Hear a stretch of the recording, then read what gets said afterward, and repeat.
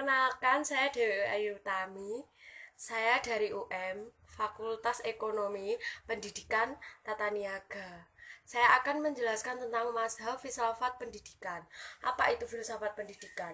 Filsafat pendidikan merupakan terapan dari filsafat umum, yaitu suatu aktivitas yang teratur yang menjadikan filsafat itu sebagai jalan mengatur, menyelaraskan, dan memadukan proses pendidikan. Filsafat terdapat beberapa mazhab. Aliran-aliran seperti materialisme, idealisme, realisme, pragmatisme, dan lain-lain. Karena filsafat pendidikan beraneka ragam alirannya, maka dalam filsafat pendidikan pun kita akan temukan berbagai aliran, sekurang-kurangnya sebanyak aliran filsafat itu sendiri. Brubacher 1950 mengelompokkan filsafat pendidikan pada dua kelompok besar, yaitu filsafat pendidikan progresif dan filsafat pendidikan konservatif.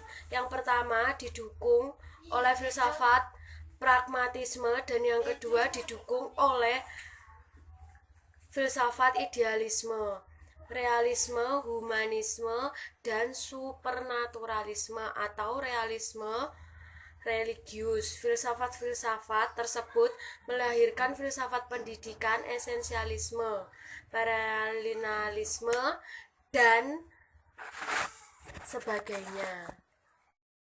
Aliran-aliran dalam filsafat pendidikan. 1. Filsafat pendidikan paralelianisme. Filsafat pendidikan paralelianisme memandang bahwa realisme adalah roh, bukan materi, bukan fisik. Pengetahuan yang diperoleh melalui panca indera adalah tak pasti dan tidak lengkap. Aliran ini memandang nilai adalah tetap dan tidak berubah. Seperti apa yang dikatakan baik, benar, cantik, buruk secara fundamental tidak pernah berubah dari generasi ke generasi. 2. Filsafat pendidikan realisme yang memandang realisme secara dualistis. Realisme berpendapat bahwa hakikat realitas ialah terdiri atas fisik dan rohani. Realisme terbagi menjadi dua bagian, yaitu subjek yang menyadari dan mengetahui di satu pihak, dan pihak lain adalah realita di luar manusia yang tidak dapat dijadikan objek pengetahuan manusia. 3. Filsafat pendidikan pragmatisme. Pragmatisme dipandang sebagai filsafat Amerika asli, namun sebenarnya berpangkal pada filsafat empirisme Inggris yang berpendapat bahwa manusia dapat mengetahui apa yang manusia alami. Dan keempat yaitu filsafat pendidikan eksistensialisme. Filsafat ini memfokuskan pada pengalaman-pengalaman individu. Secara umum, eksistensialisme menekankan pilihan kreatif, subjektivitas pengalaman manusia, dan tindakan konkret dari keberadaan manusia atas setiap skema rasional untuk hakikat manusia atau realitas. Dan yang kelima, filsafat pendidikan progresivisme.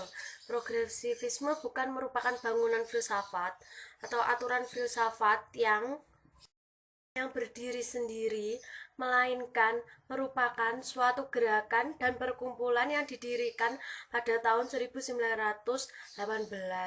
Aliran ini berpendapat bahwa pengetahuan yang benar pada masa kini mungkin tidak benar di masa yang akan mendatang, yaitu pendidikan harus berpusat pada anak, bukannya memfokuskan pada guru atau bidang muatan yang lainnya.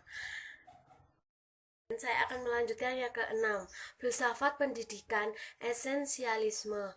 Esensialisme adalah suatu filsafat pendidikan konservatif yang pada umumnya dirumuskan sebagai suatu kritik pada tren-tren progresif di sekolah-sekolah. Mereka berpendapat bahwa pergerakan progresif itu telah merusak standar-standar intelektual dan moral di antara kaum muda. Dan kemudian yang ketujuh yaitu filsafat pendidikan perennialisme. Perennialisme merupakan suatu aliran dalam pendidikan yang lahir pada abad ke-20. Perennialisme lahir sebagai suatu reaksi terhadap pendidikan progresif. Mereka menentang pandangan progresivisme yang menekan perubahan dan suatu yang baru. Situasi dunia ini penuh dengan kekacauan, ketidakpastian, dan ketidakteraturan, terutama dalam kehidupan moral, intelektual, dan sosio-kultural.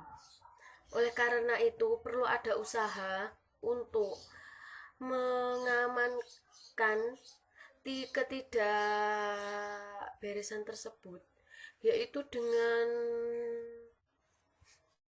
karena itu perlu ada usaha untuk mengamankan ketidakbenaran tersebut, yaitu dengan jalan menggunakan kembali nilai-nilai atau prinsip-prinsip umum yang telah menjadi pandangan hidup yang kukuh. Saya akan menjelaskan yang terakhir yaitu filsafat pendidikan rekonstruksionisme merupakan kelanjutan dari gerakan progresivisme.